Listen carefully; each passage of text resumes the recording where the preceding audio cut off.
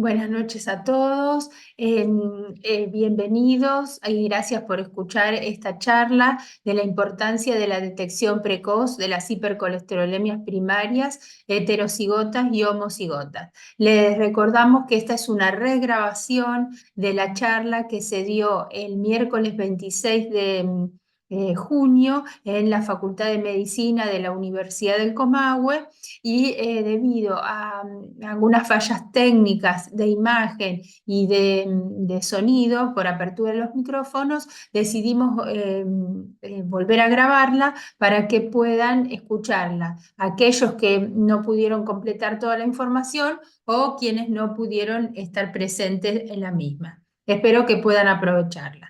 El objetivo de esta charla surge de la intención de la Sociedad Argentina de Lípidos de visibilizar, alertar y concientizar la importancia de la identificación de las hipertrigliceridemias primarias en la prevención cardiovascular en la región norpatagónica.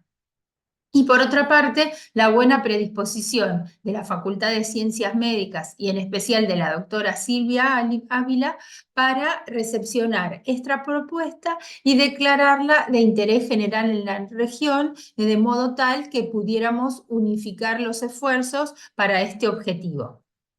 Bueno, la idea es compartir información desde distintos puntos de vista, tanto para estudiantes, para clínicos, para especialistas, o sea, trabajar en forma interdisciplinaria en la detección, en la detección de estos trastornos y disminuir el impacto cardiovascular, que es la primer causa de muerte en el mundo.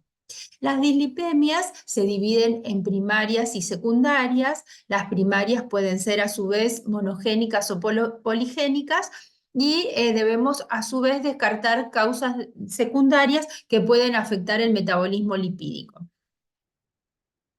Específicamente nos vamos a referir a las hipercolesterolemias primarias que generan un alto riesgo aterogénico que exige tratamiento y recordamos que las monogénicas vinculadas con un solo gen representan el 5% del total.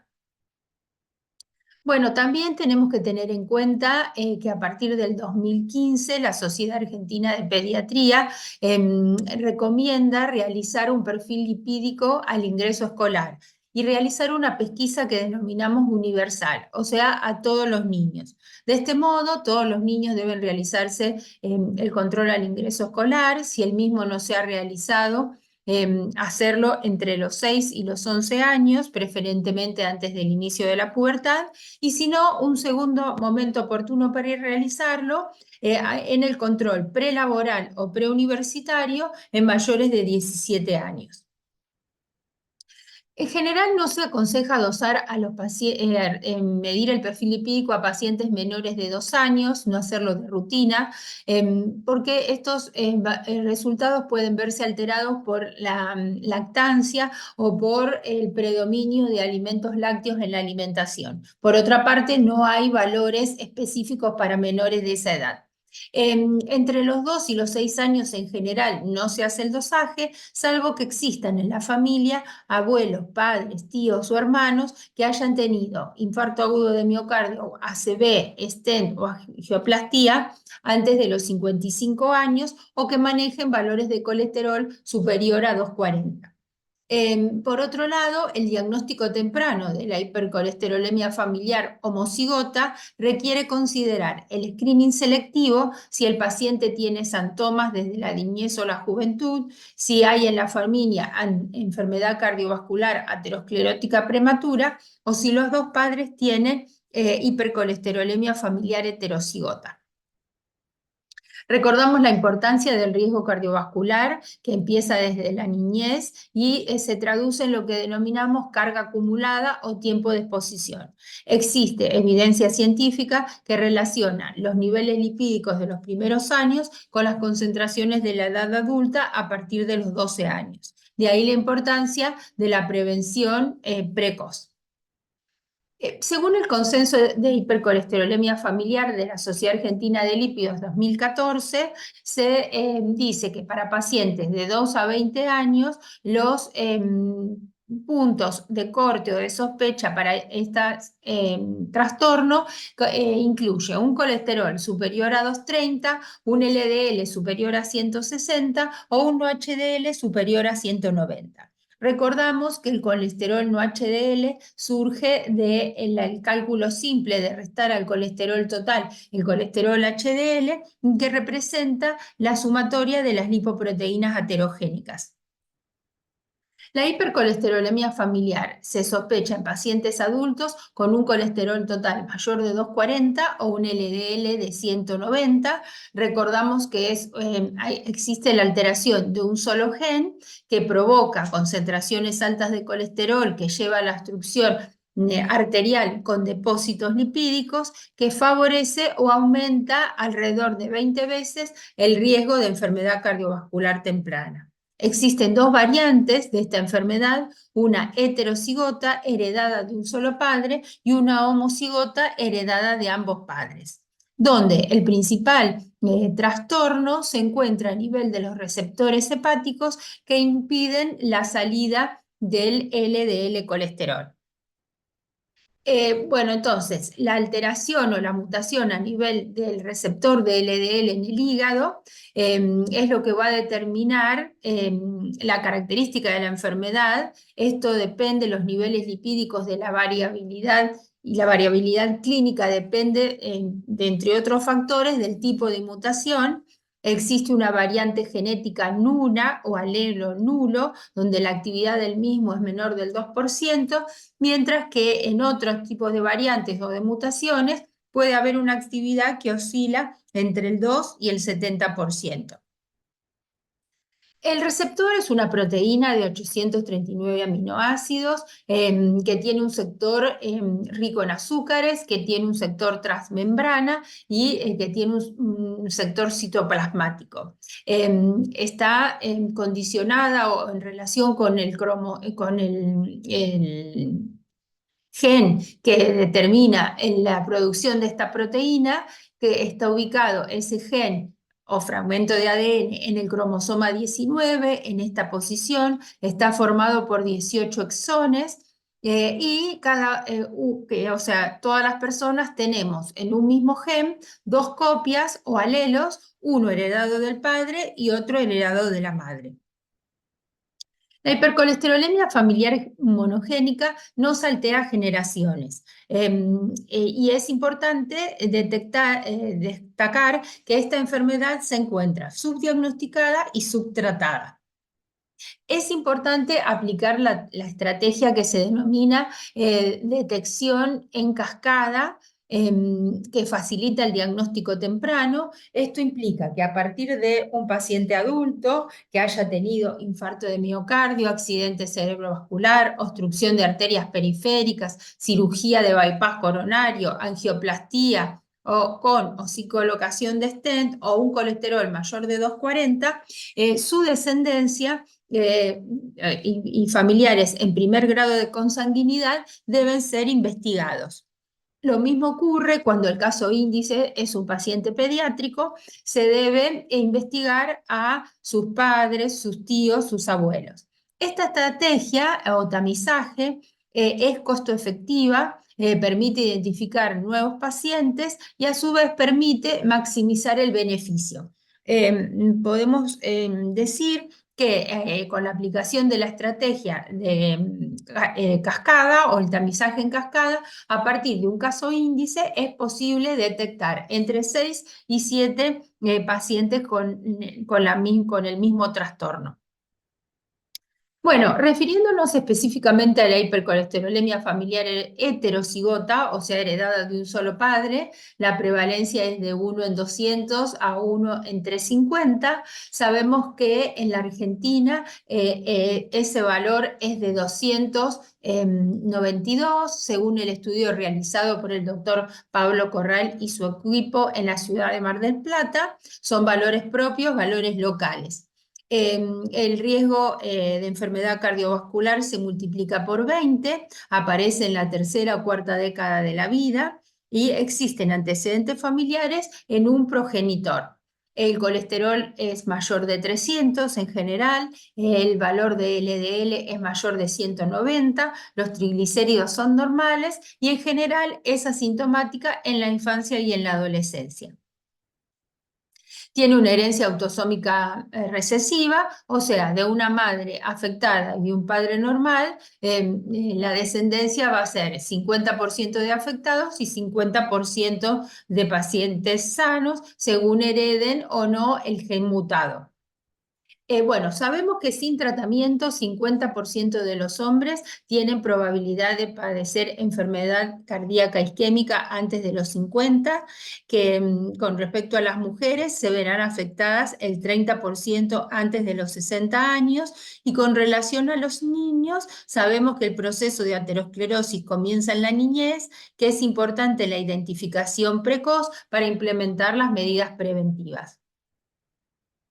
Mientras que cuando nos referimos a hipercolesterolemia familiar homocigota, sabemos que es una enfermedad infrecuente, que históricamente tenía una frecuencia estimada de 1 en 1.000.000, pero que a partir de estudios recientes realizados en las Naciones Unidas, se ha estimado una frecuencia más elevada en otras poblaciones, que puede oscilar entre 1 en 250.000 a 360.000. Se calcula que aproximadamente 30.000 personas en el mundo tienen hipercolesterolemia familiar homocigota y que menos del 5% están identificados. Se caracteriza por un colesterol LDL muy elevado y por la aparición de enfermedad cardiovascular en edades tempranas.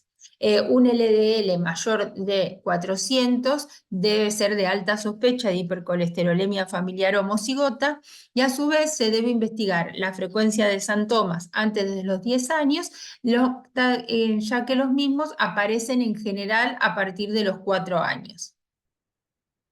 Bueno, esta también es una herencia dominante, pero ambos padres son portadores de un gen dominante, entonces al unirse, esto genera un homocigota que denominamos dominante. El resultado de la descendencia va a ser 50% de portadores, 25% de pacientes sanos y 25% de pacientes enfermos. La enfermedad monogénica por mutación del gen del receptor de LDL tiene una transmisión autosómica dominante, como veníamos mencionando. En el caso de los heterocigotas, la actividad de los receptores es del 50%, el LDL en plasma se multiplica por 2, la enfermedad cardiovascular aparece antes de los 60 años, y en el caso de los homocigotas, muy pocos receptores resultan funcionantes, el LDL se multiplica por 6 y los episodios coronarios aparecen en la primera o en la segunda década de la vida. O sea que tiene una alta mortalidad en las primeras décadas, requiere un diagnóstico temprano, un tratamiento adecuado para mejorar el pronóstico y dado que es potencialmente mortal. Hasta aquí tenemos antecedentes familiares en ambos padres, antecedentes de enfermedad cardiovascular temprana y manifestaciones clínicas desde la infancia. La sintomatología clínica se basa en la presencia de exantomas cutáneos, como vemos, o de exantomas tendinosos localizados en el tendón de Aquiles, cerca de los tendones de las manos o sobre los tendones de las manos, y una lesión característica que es el xantoma interdigital, como vemos en la diapositiva. También puede observarse un engrosamiento del tendón de Aquiles. Esto es un paciente de 37 años, por eso a veces si no se observa con la visualización es necesario palparlo, y a veces el estudio ecográfico o radiológico puede facilitar el diagnóstico de los xantomas tendinosos que no se puedan apreciar por la palpación manual. Otra de los signos es la presencia de santelasmas, que son pequeños depósitos de colesterol alrededor de los ojos, y muchas veces el paciente puede estar derivado por un dermatólogo o por un oftalmólogo. También es importante consultar si algún familiar lo ha presentado o lo ha extirpado, porque por ahí el abuela, la tía, la madre en este momento no lo tiene, pero han realizado una resección de la lesión en piel. El arco corneal, que es la presencia de cambio de coloración alrededor del iris, puede ser derivado por un oftalmólogo, o la presencia de arco corneal en un niño menor de 10 años debe hacernos pensar en la presencia de una hipercolesterolemia homocigota. Entonces, los padres y los pediatras debemos estar atentos. Las pacientes con formas graves pueden presentar elevaciones significativas del LDL por encima de 500 y esto puede manifestarse a través de una enfermedad de la válvula aorta calcificada desde la niñez. Por eso es importante destacar la importancia de solicitar un ecocardiograma para la evaluación valvular. Entonces, los criterios diagnósticos de hipercolesterolemia familiar homocigota incluyen un LDL sin tratamiento mayor de 500 o un no mayor de 300 con tratamiento, aunque niveles más bajos no excluyen la forma homocigota, sobre todo en niños o en pacientes tratados. Recordar los santomas cutáneos o tendinosos antes de los 10 años, los niveles de LDL elevados en ambos progenitores, compatible con una forma heterocigota, y la confirmación genética de 2 alelos portadores de mutaciones funcionales. Bueno, con respecto al receptor, que está graficado con esta imagen verde, están ubicados en la membrana del hepatocito. Necesita para funcionar adecuadamente la presencia del ApoB, que es una proteína que facilita la unión al receptor, la proteína adaptadora del receptor de lipoproteínas de baja densidad, y la enzima PCSK9, que en realidad lo que hace es estimular el reciclado de los receptores. Entonces, al estimular el reciclado, hace que los receptores disminuyan en la superficie del hepatocito. Según el tipo de mutación, podemos decir que el 85 a 90% de las alteraciones se producen en el gen del receptor del LDL, un 5 a 10% presentan una ApoB defectuosa, 1 a 3% mutaciones de la enzima PCSK9 y las alteraciones en la proteína adaptadora es lo que se denomina la hipercolesterolemia familiar recesiva, que ahora vamos a describir. Bueno, los aspectos genéticos, el tipo de herencia en las formas monogénicas es dominante en las alteraciones que recién mencionamos, y en la menos de 1% son las formas recesivas, como la hipercolesterolemia monogénica recesiva. La principal alteración entonces se ubica en el cromosoma 19, en el gen del receptor, pero puede producirse en el cromosoma 2, en el gen de la ApoB, o en el cromosoma 1, en el gen de la lipoproteína adaptadora o de la enzima PCSK9. Bueno, las mutaciones, se conocen más de 1600 mutaciones para el receptor, pueden ser por cambio de un aminoácido dentro del nucleótido, puede ser por adición, puede ser por supresión, y las mutaciones pueden ser 2 mutaciones iguales dentro de un mismo gen del receptor del LDL, que es lo que denominamos homocigotas puros o simples.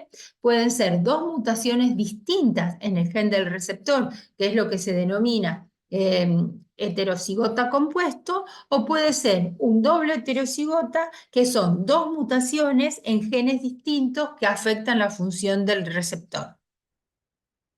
Bueno, la forma recesiva se caracteriza por tener 2 padres sanos o portadores que no manifiestan la enfermedad. Recordemos que un alelo recesivo no se expresa ante la presencia de un alelo dominante. Entonces, en el 25% de los casos se combinan los 2 alelos recesivos, y esto hace que se exprese la enfermedad en forma de homocigota recesivo. Entonces, 50% van a ser portadores, 25% van a ser sanos y 25% enfermos. Puede saltear generaciones sin manifestarse el patrón que ofrece un aspecto aleatorio y esta forma es más común que aparezca cuando existe algún grado de consanguinidad entre los padres. Se produce por mutaciones de la enzima adaptadora, como dijimos, con una herencia autosómica recesiva. Generalmente los padres son homocigotas, pero como son recesivos mantienen niveles normales de LDL y los descendientes afectados presentan una enfermedad coronaria prematura y síntomas tendinosos. Bueno, la hipercolesterolemia familiar, referido a los números, dijimos entonces que la forma heterocigota en Argentina tiene una prevalencia de 1 en 2,92, que el 50% de los pacientes con hipercolesterolemia familiar heterocigota van a tener enfermedad cardiovascular antes de los 55 años, que una persona afectada tiene 50% de probabilidad de transmitir el gen anormal a sus descendientes y que se conocen más de 1.600 mutaciones para el gen del LDL receptor. La hipercolesterolemia familiar afecta a 34 millones de personas en el mundo, por lo tanto debería convertirse en una prioridad de la salud pública. Está causado por una mutación con aumento del LDL que se deposita desde el nacimiento en las arterias y esto aumenta el 20% del riesgo de sufrir enfermedad cardiovascular prematura antes de los 60 años. Si bien la hipercolesterolemia familiar heterocigota tiene una frecuencia de 1 en 250 o 1 en 300, solo el 10% está diagnosticado. Es una enfermedad monogénica más común, con enorme carga para infarto y ACV. Lo bueno de esta enfermedad es que es fácil de diagnosticar a través de un perfil lipídico, de algunos antecedentes, y tiene tratamiento disponible. Por eso es fundamental detectarla y tratar tempranamente a los pacientes para evitar eventos. Bueno, existe un llamado a la acción global o una convocatoria internacional de médicos, organizaciones y pacientes para prevenir la enfermedad arteriosclerótica y la muerte en las familias portadoras, que está avalado por distintas comunidades internacionales, y la primera medida a considerar es tomar conciencia que la enfermedad existe y es más frecuente de lo que se cree. Si bien hay 2,5 millones de latinoamericanos que portan alguna de las mutaciones genéticas, 9 de cada 10 pacientes no lo saben y muchos se enteran en el momento que sufren el primer infarto o una muerte súbita. Bueno, les dejo aquí los criterios de la red de lípidos holandesa, que en realidad es una tabla que asigna determinada cantidad de puntos según los valores de LDL, la presencia de enfermedad cardíaca precoz, los depósitos en talón o en tendón de Aquiles o en arco corneal y los niveles de LDL alcanzados. En función de eso, se adjudican la puntuación y se hace el cálculo final. Si es mayor de 8, se considera diagnóstico cierto, de 6 a 7 probable, de 3 a 5 posible y menor de 3 improbable. Existen actualmente test genéticos disponibles, sencillos, que estudian los 4 genes que mencionamos: el gen del ApoB, el gen del receptor, el gen de la proteína adaptadora y el gen de la enzima PCSK9. A través de eso se hace un panel genético, la toma de la muestra es muy sencilla, consiste en un hisopo que provee el laboratorio genético que lo realiza para hisopar la mucosa de la cara interna de la boca, o sea, la mucosa yugal. Requiere la higiene de manos, el cepillado previo a hacer el estudio y media hora antes del mismo no consumir ni alimentos ni bebidas. Se realizan 10 movimientos de ascenso y descenso en un lado de la mucosa yugal, lo mismo se repite en el lado contrario, se agita 10 a 15 veces la preparación para que se mezcle con el líquido de mantenimiento y la muestra se mantiene estable por 30 días, que es el tiempo en el tiempo que debe ser remitida al laboratorio para ser procesada. Bueno, a partir del 2015, el Colegio Americano de Genética Médica y Genómica estableció 5 niveles o categorías que van desde la asignación benigna, como que descarta la enfermedad, a la patogénica, que definitivamente confirma que es la causa de la enfermedad, y una variable intermedia que se denomina incierta o variante BUS, que tiene un efecto desconocido sobre el organismo. Quería mencionar que a través de la página de la Sociedad Argentina de Lípidos pueden ingresar, van a encontrar distintas actividades, como por ejemplo nuestra revista Argentina de Lípidos, que sale cada 4 meses y que puede descargarse por forma gratuita. Por otra parte, los invitamos a enviar artículos para eventual publicación, revisiones, casos clínicos, casos originales. Contamos también con un grupo pediátrico al cual pertenezco, con un área lípidos y mujer, y desde el 2020 estamos realizando una campaña de detección de hipertrigliceridemias primarias en búsqueda de pacientes que hayan presentado en algún momento triglicéridos por encima de 880 miligramos. Existe un formulario para ser realizado por el propio paciente, sencillo, que cumpla estos criterios, y también existe un formulario de asesoramiento para los profesionales que estén manejando este tipo de pacientes. A partir de este año hemos incluido la hipercolesterolemia familiar primaria, la detección, recordando que el Día Mundial de Concientización de la hipercolesterolemia familiar es el 24 de septiembre. Y en este último tiempo incorporamos un formulario de registro para hipercolesterolemias severas para pacientes que hayan registrado un LDL superior a 500, y también un formulario de asesoramiento para profesionales que estén siguiendo este tipo de pacientes. Bueno, para resumir un poco el algoritmo de tratamiento, podemos decir que para identificarlo partimos del screening universal al ingreso escolar o a los 17 años, de los antecedentes de eventos cardiovasculares, de los valores lipídicos hallados en cada paciente o de derivaciones de otros especialistas como dermatólogos, traumatólogos, oftalmólogos. Es importante hacer una nueva anamnesis, recabar adecuadamente los antecedentes de enfermedad cardiovascular temprana, evaluar los niveles de lípidos que ha presentado el paciente, aplicar los criterios de la clínica holandesa, realizar el diagnóstico en cascada, ya sea directa o vertical, y según cada caso se puede realizar el estudio genético. Bueno, el tratamiento está basado fundamentalmente en estatinas. Recordemos que en muchos países se entrega en forma gratuita o a bajo costo. Agregar estatinas disminuye el riesgo cardiovascular de estos pacientes en un 70%, y si a esto le adicionamos ezetimibe, el descenso del riesgo puede llegar a ser hasta del 80%.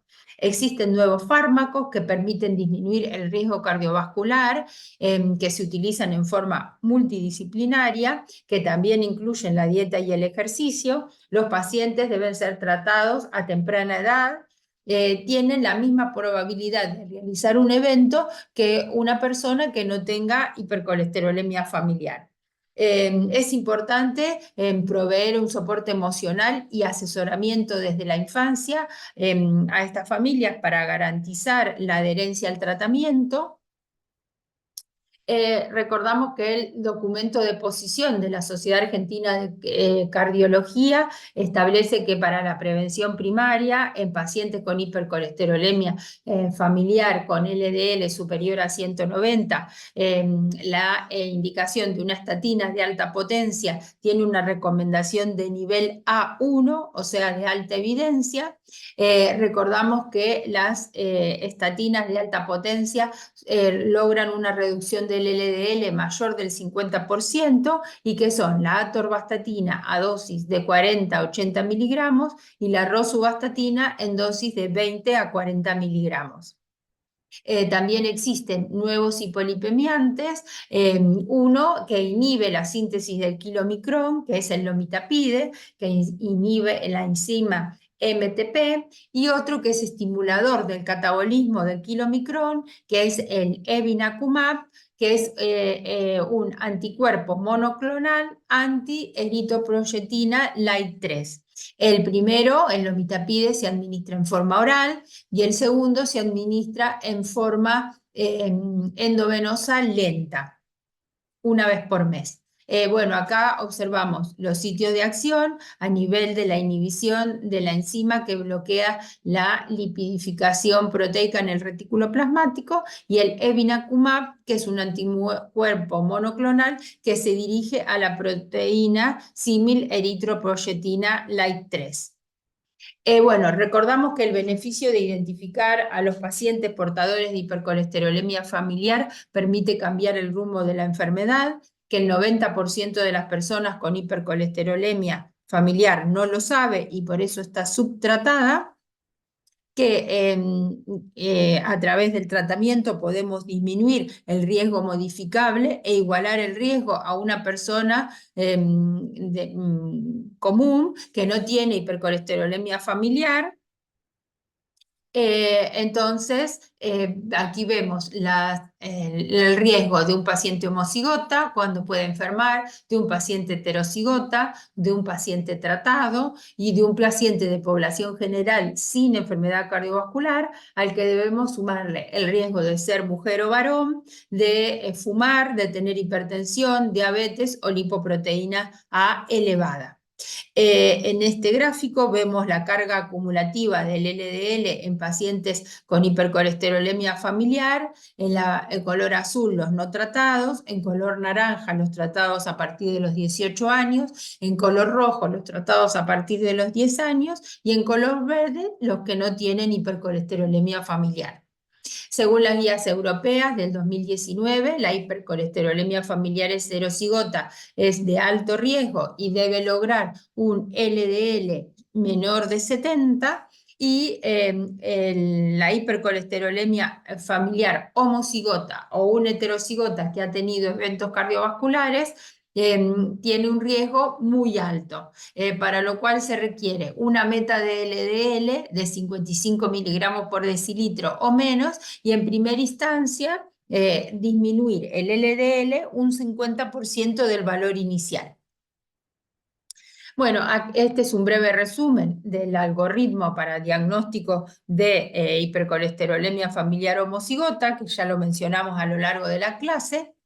Y cerramos diciendo que la prevalencia de la hipercolesterolemia familiar heterocigota es de 1 en 902 en Argentina, que afecta por igual a hombres y mujeres, que es la causa genética más frecuente de infarto precoz, que por cada 6 personas detectadas con hipercolesterolemia y tratadas se evita un infarto en los próximos 10 años. O sea, 6 tratados, un infarto evitado, que la detección pediátrica previene la enfermedad cardiovascular del adulto y es un derecho a la salud, y que la hipercolesterolemia familiar es una enfermedad que tiene tratamiento.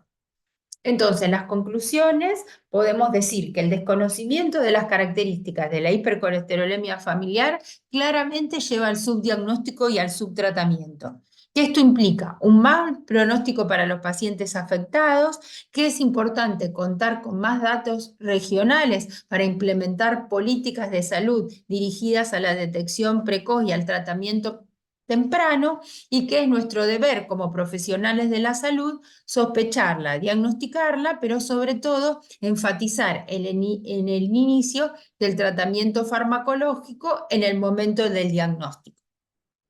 Bueno, muchas gracias por haber llegado hasta el final de la clase. Brevemente quiero comentar 2 casos de pacientes que pudieron acceder al estudio genético.